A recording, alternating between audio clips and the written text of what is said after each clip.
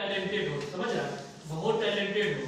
सब चीज डिग्री बढ़िया रख रखा, तुम जब जॉब खोजोगे तो तुम्हें मजदूर समझा जाएगा। कहीं रिज्यूम भेजेगा ना तो कंपनी क्या कहेगा, अच्छा ठीक है, मतलब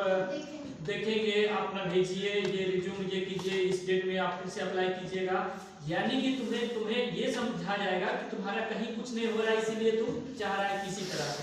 लेकिन कैंपस प्लेसमेंट से होता है तो ये समझा जाएगा कि तुम टैलेंटेड हो। यहाँ पर ध्यान दो, जितने लोग बैठोगे सबका नौकरी होगा नहीं एक बार, समझ में आ रहा है? यानी कि बैठा कल आया प्लेसमेंट वाला, जितना बैठा सबको ले लेंगे नहीं, उसमें से अगर कंपनी का मन हो जाएगा कि हम एग्जाम ले लेंगे, शॉर्टलिस्ट उसके पास मान लीजिए 5 सीट ले जाना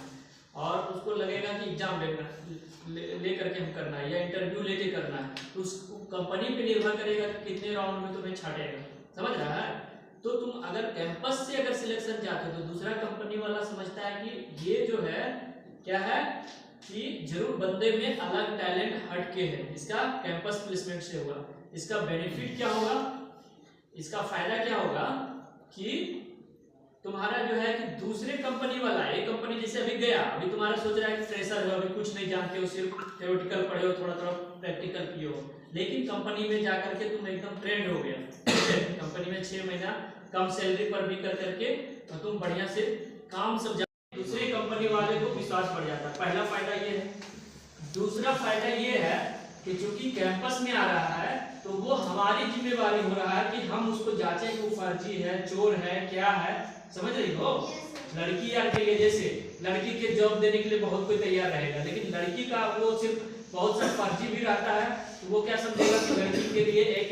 मतलब कि क्या बोलता है, अपनी कंपनी को दिखाने के लिए ले गया, बाद में तुम्हें पैसा बढ़िया से नहीं दे रहा है, सैलरी नहीं दे रहा है, तुम्हारा हो सकता है कि मैं भी अभी समय खराब है कि गलत यूज भी करेगा, तो बाहर में फिर गारंटी नहीं है कि जिस कंपनी में लेकर जा रहा है, एक बार तुम्हारे जब जरूरत पड़ेगा, घर में पैसा की जरूरत पड़ता है ना, तो आदमी कुछ भी करने के लिए रेडी हो जाता है। जब लाचार 1-2 साल बैठ जाओगे तो कुछ भी तैयारी, कोई भी बोलेगा कि भाई तुम्हारा हम जॉब लगा देंगे, ठीक है, तो उसका बात मानोगे। अब तुमको पेन पेपर पे लिख के थोड़ी देगा, गारंटी थोड़ी देगा कि कंपनी तुम्हारे साथ कैसा बिहेव करेगा बाद में। तो दूसरा फायदा क्या है कि हम लोग जो भी कंपनी में यहाँ लाएंगे तो एटलीस्ट चोर को नहीं लाएंगे, समझ में आ रहा है? हो सकता है थोड़ा सा कंपनी का रिपुटेशन थोड़ा सा कम पावर हो, बहुत मल्टीनेशनल नहीं हो, लेकिन चोर नहीं रहेगा, तो दूसरा फायदा ये हो गया। और तीसरा ये है कि जितने कम एज में तुम अगर ज्वाइन करोगे उतना तुम्हारा कैरियर ग्रोथ होगा, समझ में आ रहा है? कैरियर ग्रोथ देखो, सरकारी ही सब चीज नहीं होता है, समझ रहा है ना? सरकार